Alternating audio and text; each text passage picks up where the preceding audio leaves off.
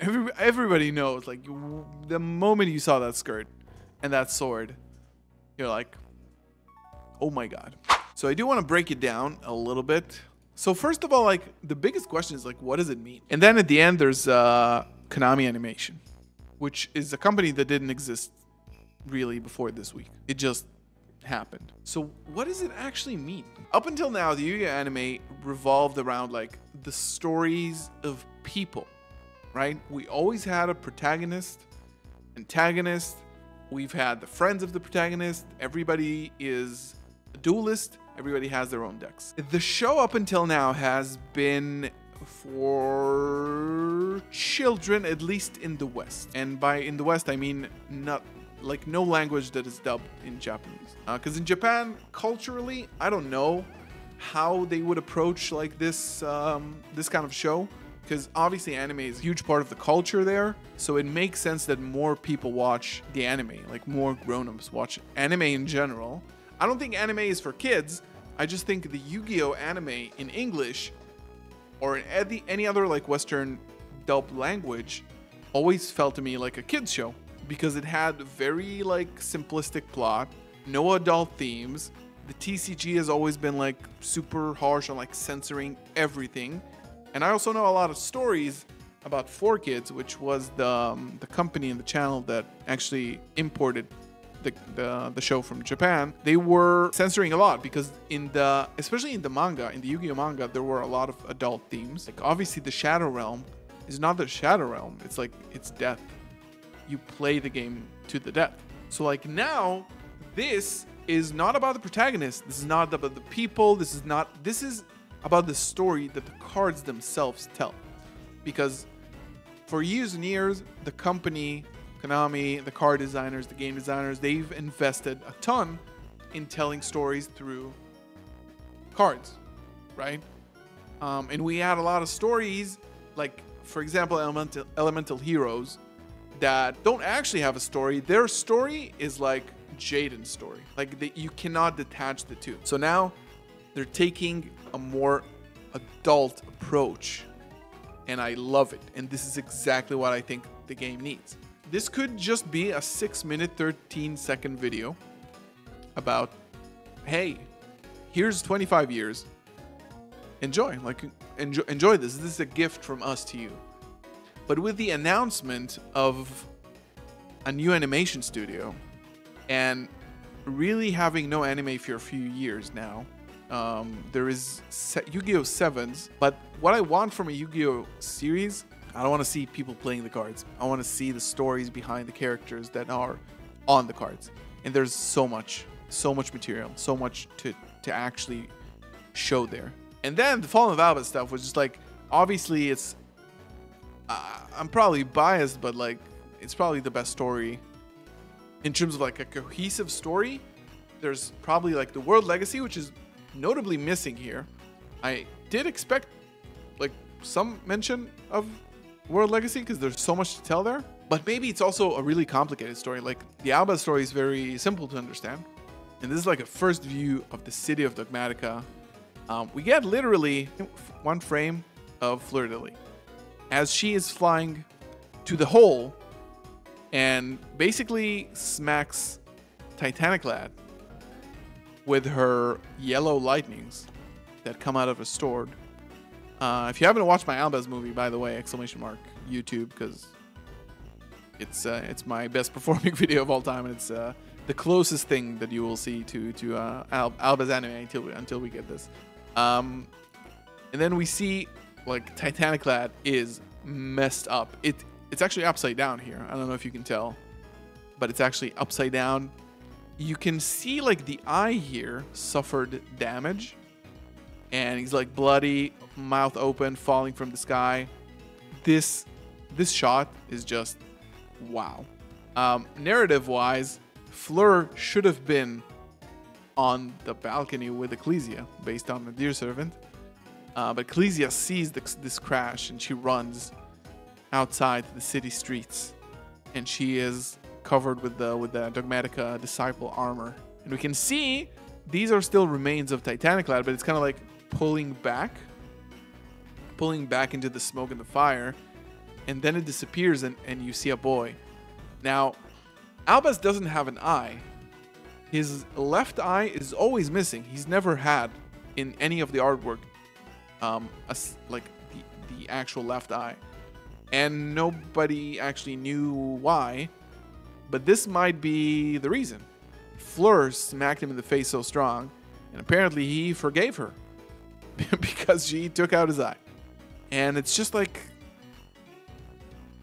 they put in so much love. They understand the story that needs to be told. Like, they understand the connection between these two characters. And she is, on guard here. And this is taken straight from the artwork of the trap card Dogmatika Encounter, which is one of the first cards of the lore. It was released in Rise of the Duelist originally, and it depicts the moment where, out of the rubble and the flames and the fire and the smoke. So what are they actually going to do with this? This is the big question. Like, okay, we have a 6-minute video. What is this? My hypothesis is that Konami Animation is a new company, and Konami wants to go back to television, right? And I think Sevens was not exactly everyone's cup of tea. It also doesn't really talk about the actual card game that most people play. So I think this was a proof of concept. Either the first option is that this is a 6-minute video and that is it. If that is the case, it's the biggest blue balls scenario, because I think people deserve this. I think people really, really deserve this type of video, this type of show. The Yu-Gi-Oh players deserve this because we grew up and started playing the game because of anime. So I feel like it's unfair to just cut that part out and just like, we're gonna make money. This is giving back to the players and the fans. And not only that, if you create a show that is good enough, that is aimed for adults, that has good themes, good animation, good storytelling, you will bring people into the game by this. Okay, so let's try to figure out what it actually means. It's the first season of the Yu-Gi-Oh! Chronicles, and these are all the episodes in that season. Each episode is 10, 15, 20 minutes. Not necessarily even with any dubbing. This could be completely voiceless. Good sound design, good animation, good storytelling, visual storytelling. This could be the thing. So first season, each one of these is an episode, anthology. You bring in different artists, or you have just the Konami Animation Studio making this. Gives you a season of 15 episodes, and with a promise of another season. And you just do this. When I was working on the Visas movie that I made, please check it out on YouTube if you like this type of stuff, because I think I'm really, really proud of what we ended up with. I think it's a really good video. Of course, just know the lore, understand what's the story. I talked to James Brown Jr., who's a voice actor, and he told me we had he jumped on stream one time, and he said something that truly got me inspired and believing that something like this is possible. He was like, they probably didn't write this much story, referring to the Albaz stuff. They probably didn't invest so much time, years, and a lot of money in developing such a story just to have it printed on cardboard. The Albaz story could have been the catalyst of okay, we could make this. How do we tell the story of other things? Because we don't want to. I get not wanting to do a show only about Fallen Albaz. It doesn't make sense from old players, new players, stuff like that. It's not so prominent in the game, even though we like it. But how do we format this to make it work? You can do a Visas an Albaz anime, or even a Visas anime that has a full season. You can definitely do that. With the Albaz story, it's very, very long. You can fill up probably 3 seasons of anime very easily. But with things like Ice Barrier, or even much smaller things like Live Twins, you cannot just come up with content out of your ass because it doesn't exist. So what they kind of landed on probably was that they need to make it into an anthology. And one of the one of the examples that people gave was Star Wars Visions, which I believe is the same concept. I started watching it, I think. It is an anthology, which means that it's a collection of short stories. And as you see here, they brought in different artists and directors to do each one of them. They all look different, but it's all like one. It's not a continuous story. It's like every episode is bottled, and they're pretty short, I think. And it's like one episode is about this imaginary story. One episode, you can see like a lot of different themes here, a lot of different anime styles, a lot of different like, you know, narrative styles here.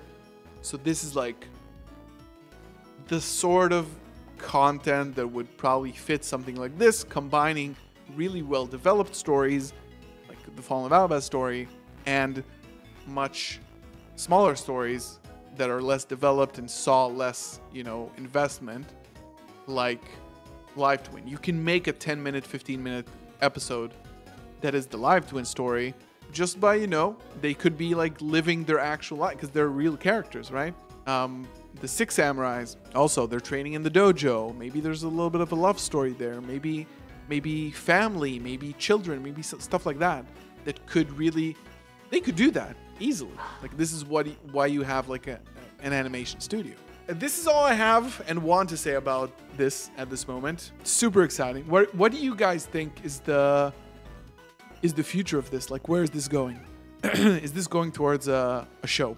Really interesting to hear what you guys have to say. But yeah.